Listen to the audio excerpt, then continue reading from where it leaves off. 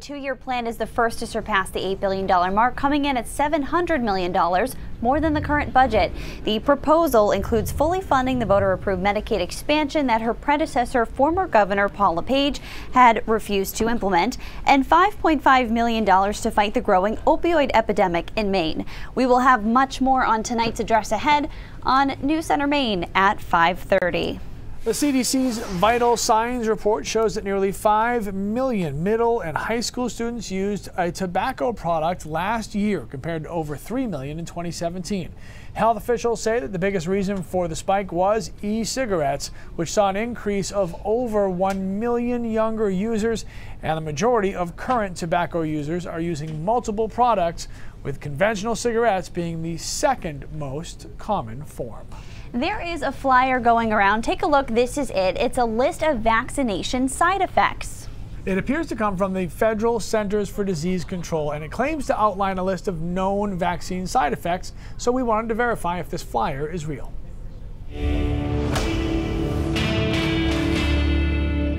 Anxiety, cancer, depression. Those are the vaccination side effects listed on this flyer that appears to be from the Centers for Disease Control and Prevention.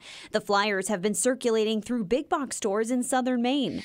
Are these warnings true? Our source is Maine CDC Director Dr. Bruce Bates. In an email, Dr. Bates writes, "I encourage anyone who comes across one of these flyers to disregard it." He says these flyers were not issued or endorsed by the Maine CDC or federal CDC. We can verify this flyer is not true. Another way to tell, the website listed as cdc.org is not an active website, nor is it supported by the federal CDC. According to the CDC, in the United States, vaccines are thoroughly tested, then continuously monitored to ensure ongoing safety. Have something you want us to verify? Send us an email at asknow@newscentermaine.com. So while that flyer might be fake, obviously if you're going to put something in your body, do some research, make sure it's good for you before you decide to do it. Fair point. You know we can totally verify? Yes. It's not going to be pretty tomorrow night and then Wednesday. So but somebody who is pretty is Keith Carson. Thank you. He's here right now to help us out. I appreciate that. It's Monday, come on. You know, the biggest side effect of vaccine, it's adulthood. It happens every time. All right, let's have a look outside. Current temperatures in the 20s, 28 in Portland, 18 in Bangor, 7 in Greenville. We had this slow moderation process. Of course, it was very cold on Saturday, decent on Sunday, and we kind of stuck there through the day today, especially with the wind chills. Still windy in the mountains and across northern Maine. It is 12 degrees below zero in Greenville. That's what it feels like. Doesn't feel as cold along the coastline, 15 to 20 degrees. All right, here's our next storm system. Bit of a mess. Most of this here will miss us. It's this part that we're watching. And as has been the case all winter long, we'll have an inside runner storm system, meaning it comes from the west and southwest, which is going to promote at least some warm air intruding into the system along the coastline. So tomorrow during the day is fine. We start sunny, we end up cloudy by the afternoon. One thing to note, this storm's been really consistent as far as the forecast goes, but when I looked at it last week, I thought it would be starting overnight Tuesday, but it's going to be a little bit earlier than that, so it may sneak into the commute, evening commute, in York County and maybe southern Cumberland County. So just be aware of that. That could come through tomorrow evening just in time, and then it starts thumping overnight Tuesday. It's snow everywhere, really heavy stuff. By the time a lot of us wake up on Wednesday morning, could have 5-6 inches of snow, and then here comes that warm air making things more complicated along the coast. So guys, I gave you an idea what kind of the minimum amount of snow you're going to get is, but we'll talk snowfall amounts in a few minutes. Great, so a snow day a few days before school vacation week. So I know, right? The timing. All right. So remember My Place Teen Center in Westbrook? It provides kids a place to go after school with food resources, friendship, and hope. On Friday, we brought you that story about the nonprofit being awarded $10,000 by a local law firm.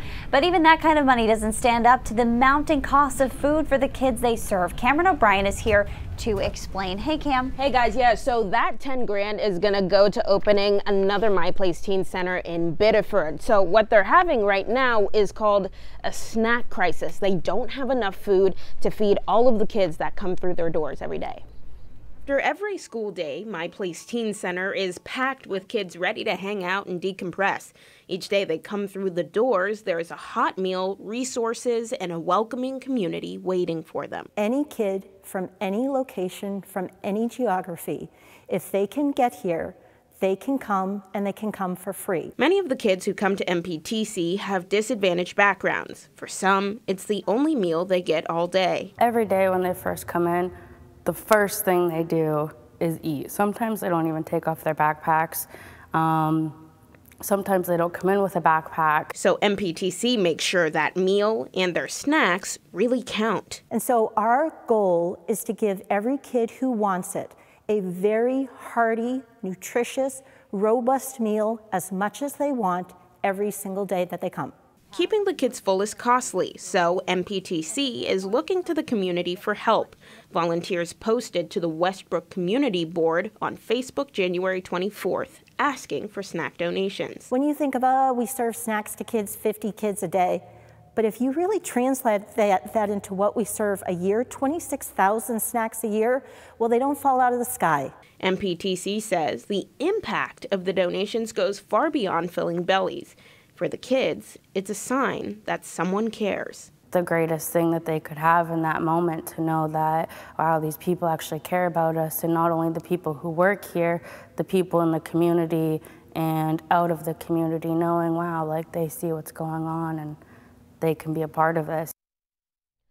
So y'all, that MPTC snack drive, it's not just a one-stop shop thing. They need snacks all year long and are looking to develop partnerships inside of the community to make sure that happens. Lee Lindsay.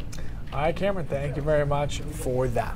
So for the first time in more than 2 decades, the Food and Drug Administration is cracking down on the dietary supplement industry. This hasn't happened obviously in a long time. About 3/4 of Americans use dietary supplements on a daily basis. This, according to the FDA. That overhaul includes ways to quickly notify consumers about illegal and dangerous ingredients. Just today, the FDA sent more than a dozen warning letters to companies they say are illegally marketing products that claim to prevent, treat, or cure Alzheimer's, diabetes, and cancer. Millions of Americans have some kind of medical device implanted in their bodies. We expect those devices to undergo rigorous testing.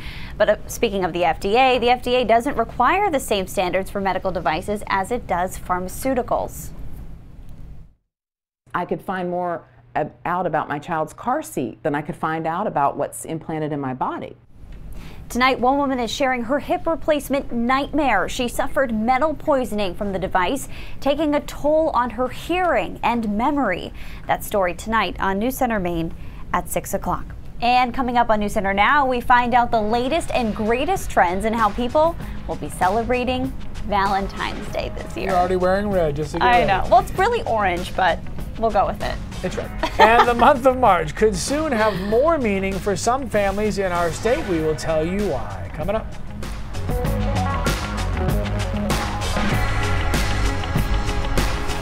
Keith, I think one of the trends was that more people are buying Valentine's Day gifts for their pets. Yeah. How's everybody doing? What's with the pets? First they have their own dating app or whatever, I the know. matchmaking app. Now they're getting Valentine's Day presents. Now they're getting Valentine's Day gifts. Come on now. Hey Fred, hey Mona, hey Linda, hey Beth. Oh yeah, that's just what we need. Oh gosh. All right, you guys want to vote on Lindsay's dress? It Is it red or orange? It does look red on the TV, but in real life it's orange. Okay, so it looks red on TV, but in real life it's red. So there's that. Leo says he thinks you're jealous because you don't get anything Leo, for that is Valentine's Day. 100% not true. Ooh, Mike's watching from Orrington. I used to live in Holden, right down the road there, Dia.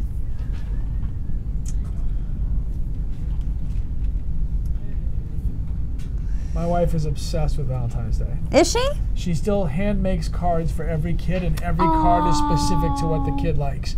So like we have a kid who likes Minecraft, so she'll design an entire Minecraft card with some type of saying that's involved with Minecraft, and another one will be Fortnite or hockey or whatever they're into. And they'll it have that takes her forever. Forever. Yeah. But she still wants to do it. I'm like, you know, they're older now. She's like, no. The kids will have them forever, though. That's so sweet. Yeah, it's awesome. Oh, Nicole's watching from Raleigh, North Carolina. Nicole, interesting connection to Raleigh, North Carolina. The woman who's sharing that horrible hip replacement story was a news anchor in Raleigh, North Carolina when she had that double hip replacement. Okay. Where are we going? We have no prompter for this one. We're doing the whole thing off of the... Off of the steady? Lindsay in her regular spot? Yeah. Are we going steady? Get it? Are we going steady? Get my joke? You say it one more time and be funny. Third time's a charm. In? Yeah. At least somebody was listening. I'm listening. Guys, Keith and Jess are the only two people who hear my jokes. We're like the two old Muppets in the balcony over there. Horrible. Shut it down. Terrible. I think if you say it one more time, it'll be funnier.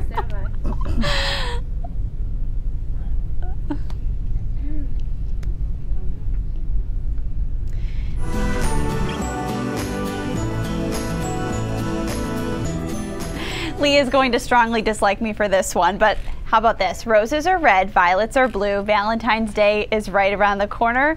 How ready are you?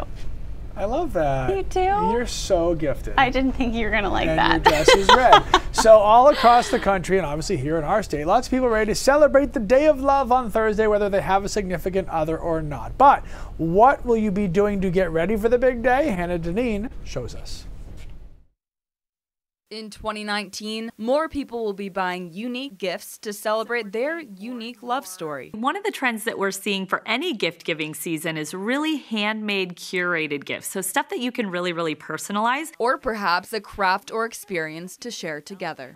Another trend that we're seeing is that people don't just want to give gifts, they also want to spend time with their loved ones. And a dinner shared at your own table. Over half of the couples that we surveyed said that they're planning a date night in for Valentine's Day this year. Not only is how we're celebrating Valentine's Day this year different, but who we're showing our love to is as well. We're finding that people are buying gifts not just for their significant other, but for their gal pals, for the kiddos in their lives, even their pets. 20% of people surveyed by the National Retail Federation say they're buying a gift for their pet this year. An employee at Petco in Bangor says that doesn't surprise him a bit. It just organically comes up at the register of, oh yeah, Valentine's Day's coming up, we gotta pick something up for our pet. Pet spending is expected to total $886 million this year. That's more than twice what was spent when the National Retail Federation first asked in 2008. There are a lot of extra treats being bought, a lot of extra toys being purchased.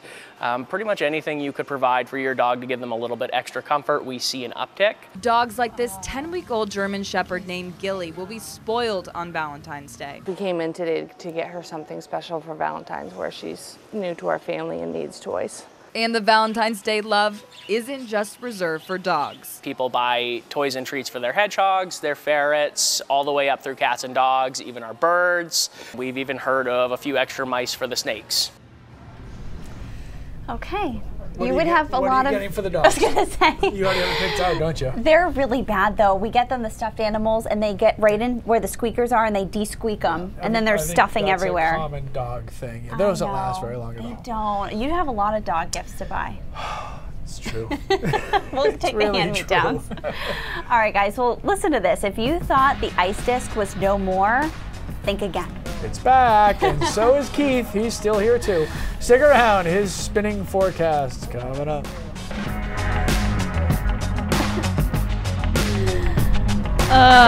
What a summary. Guy from New Jersey's on his way back. I'll put an end to that. Leo's going to be plowing on Valentine's. Fred's ready for spring. I am totally ready for Technically, spring. the next season is mud season. So. Sure, we don't have spring. Not Yeah. in Maine. It's not a Maine thing. Living in the Midwest, I experienced spring for the first time, and it was interesting. The grass was actually green on Easter, and I was so jealous of like all the little families that get to do the egg hunts on like beautiful green grass. Because for the pictures, they're like beautiful pictures. Here, you do the Easter egg hunts, and you're in like mud and dead grass. Yeah. Or brown or black snow. Yeah. You know, like gross, like not even white snow, just left over. Yeah. That's the worst. What's Yeah, up, Jeffrey? I think dog treats is the way to go. We do dog marrow. They each get their own little marrow bone. Oh, that's nice. Do they fight over them? No. Oh. No. Do yours? Yeah, it's a bloodbath.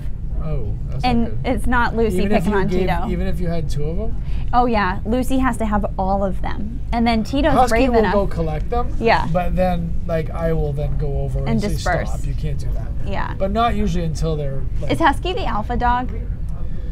She... no, probably my lab is probably, she's more in charge. Yeah. Husky likes to, but she's sneaky. She's like swipe or no swiping. She's like, yeah, so she's out of door. She'll just, when no one's looking, Who's she'll the alpha child in your house? The one who's in charge of the whole house? Yeah, who's the alpha child? Like who's? Maya. Really? She's the only I can girl see that. with 6 brothers. I can She's in totally charge of see that. everything. I can totes And it's see her that. way or the highway. Miss Maya. Like it or not. I love the older her. she gets, the more attitude that comes with it. I can totally see that. Those look really good though. Yeah, no, those are yeah, I can imagine.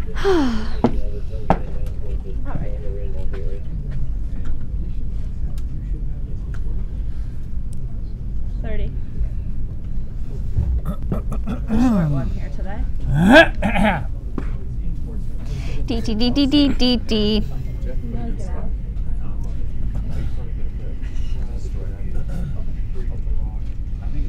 15.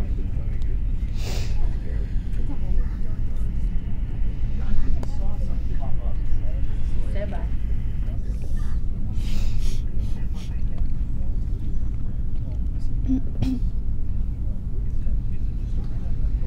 As we mentioned earlier, lots of eyes will be on the State House tonight as Governor Mills pitches her budget proposal. Now, there will be another reason why a lot of people are paying attention to our state capitol other than finances. At some point during tonight's proceedings, a proclamation will be read about a joint resolution that Senator Lisa Keem sponsored to designate March of 2019 Childhood Cancer Awareness Month.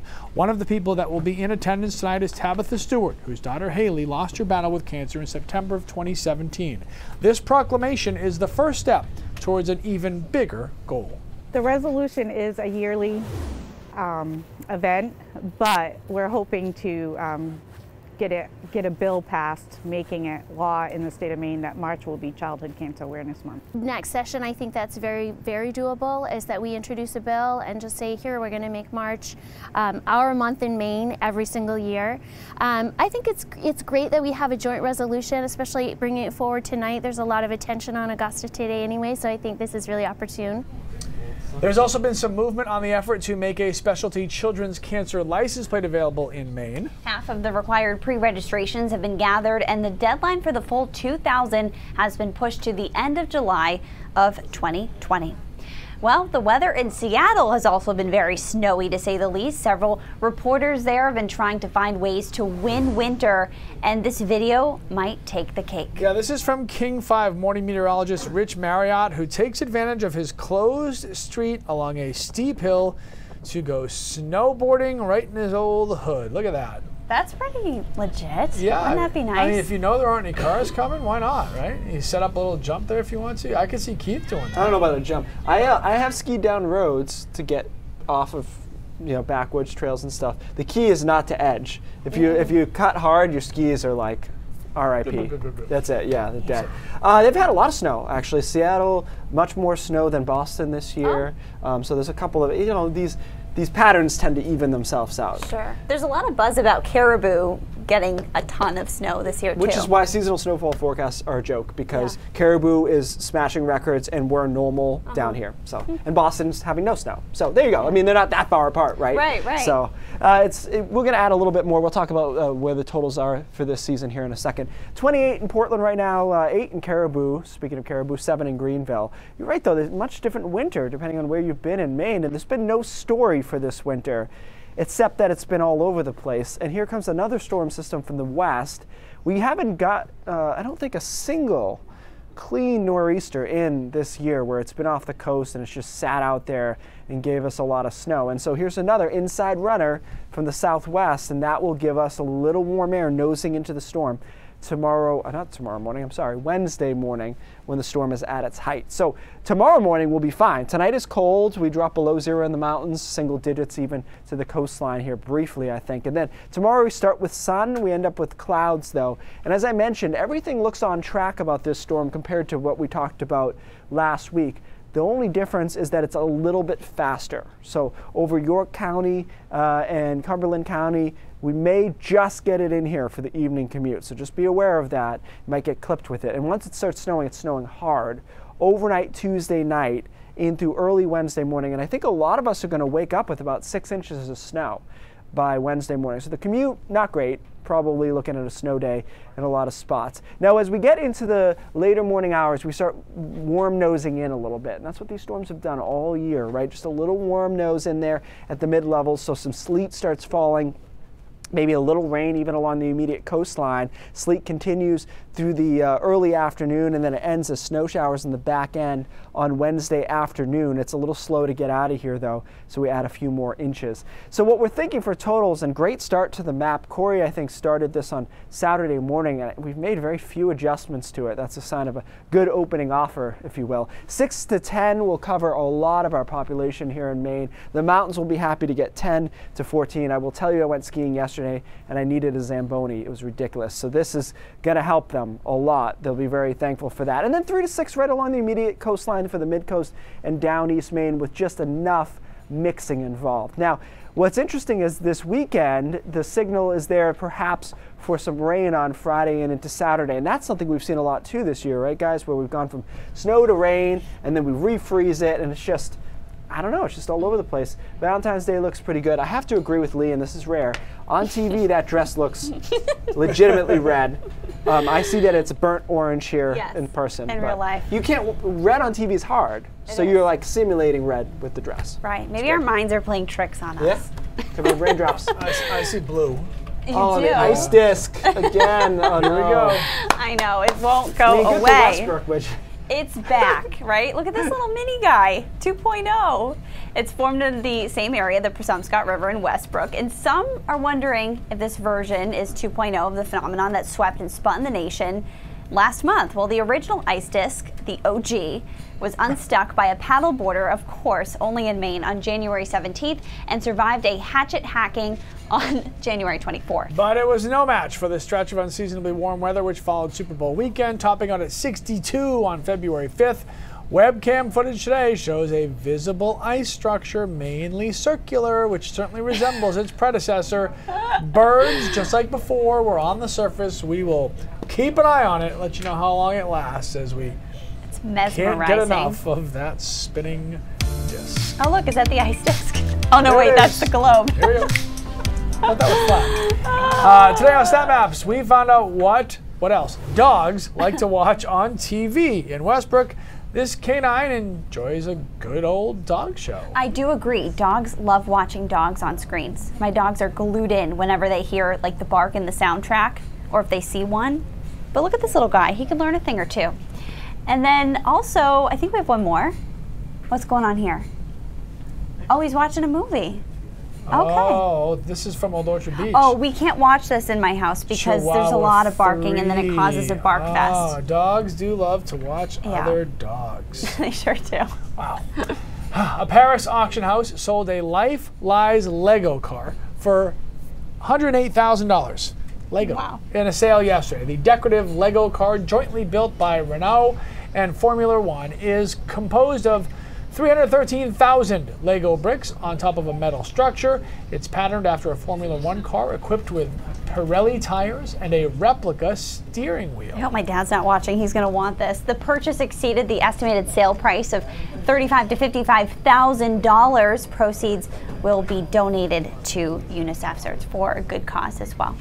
A lot more coming up on News Center Maine at 5:30. Cindy Williams is here with a preview. Hey, Cindy. Hi, guys. We got a lot coming up. It was a very emotional first day in court for a man from Windham who's accused of shooting and killing his wife about 2 years ago. Noah Gaston broke down repeatedly as his trial got underway this morning. He insists he thought his wife was an intruder. We're going to hear what was said in opening arguments today.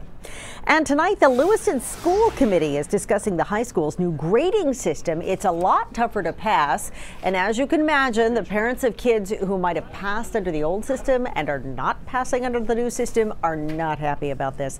Those stories and much more all ahead at 5:30. Back to you. All right, Cindy, thanks so much. Stick with us. More News Center now when we come back. Oh, right. Yes, Rachel, very happy that Julian Edelman let Ellen DeGeneres shave his beard. How awesome was that? That was long overdue. And did you guys see that Julian Edelman was part of the Grammys last night? No. He was. I didn't stay up late enough. He and Devin McCourty, they started at 7, but that's okay. I can. I went to bed at 8. They started at 7:10. I'm like, what? I went to bed at 8. You know, maybe they started at 8, I don't know. Yeah. But anyway, Devin McCourty and Julian Edelman got to come out and present an award last night, so that was kind of cool. And it was in Los Angeles, which is where the Rams are based, and so they got a really nice ovation from the Los Angeles fans. Okay. After we just beat their Rams. Because I'm on the team. So yeah, good times. Oh, Kathy, circling back to our Easter conversation, Kathy says that Easter falls on her birthday this year. That's cool. All right. That's cool. That's cool. Thanks, Easter Bunny. Luca was born on Easter last year. That's right. And April Fool's Day. Which is more, that's really more famous. It was so crazy. So that day, first of all, let it be known, I won the baby pool at work. I guessed correctly when Luca was going to be born. And 2, my best friend from home, was the same day she texted me telling me she was pregnant, and I thought it was a joke. Oh, really? Because she's the first, so it was like shocking. Right. When it's your friends, I feel like it's a big deal. And then, well, now you're about to round into the age where you're going to get those texts a lot more often. Yeah. I feel like Paula's friends, even though she's younger than me, they just started like. Yeah. I'm at the time with all my friends. Wait, no, here. No, I have it. Yeah, I just froze it for a sec. That's okay. About 27 for me that all my friends started. We have a message thread. That's young. That's young, yeah. I'm like, nah, you got no hurry. Whatever. You got no hurry. You're good. No You're good. Oops, it's on weather. Listen, all of my my contributions to our like big message thread Yeah. is like, I got another dog. I forgot we have one more story before. It's all good. Yeah, I've had like 6 friends get engaged recently. And one to a guy she met after graduation, so like less than 6 months they're together. We're still doing curling people, yeah? Where are you from originally? Mass. Oh, that's surprising. Why? No. They're all friends from Maine. Okay. Yeah. Rural's usually earlier is what I was getting I at. noticed Yeah, that yeah, trend, and definitely. I don't understand it. Yeah. Oh, now you're telling us what to do. Because for me, like 27 is like that age group. Right, that's I would expect. Check this out. People in northern Japan have been taking a sport that you might see in the Olympics to another level. This version of curling has people in wash basins instead of granite stones using them. Each slide was met with laughter and cheers that defied the cold. 19 teams braving temperatures as low as 24 degrees. Oh, that's not that bad. The teams are trying to slide their stones, if you will, into position nearest the target, 26 feet across the ice. Curling surged to popularity in Japan after the women's team took bronze at the 2018 Olympics in Pyeongchang. Let me just say I'm in on this like 100%, this version of curling. Yes. Like I would love to do that. Yeah, that looks fun. Yeah, I would be in on that as well. Those are like the little scooters you used in phys ed as a kid. Think about how far we could chuck her. Yeah. I could go for days. Exactly. Okay, I thought this was interesting. New rankings on cleanest cities air quality in the United States. Let's go down a little bit here. So Bangor is the only Maine city that made it. Frankly, there was probably only 2 that had the population criteria to be considered a city, right? Portland did not make it though. Burlington, Vermont was another closest one. But part of the reason for this, let's go to the next one. Maine by county and grades on air quality here are not going to shock you, but what you find, Hancock at C, it's kind of surprising, right? D in York County.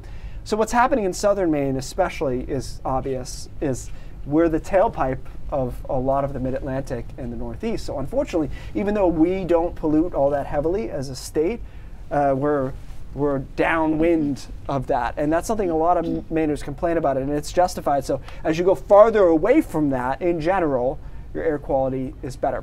The other thing that struck me was Honolulu was one of America's cleanest cities. If you've ever been out there, they have a ton of traffic and pollution, but their currents just flow right over the island and move it away. That's the other factor here, is how stagnant is your air. That's why LA is so bad.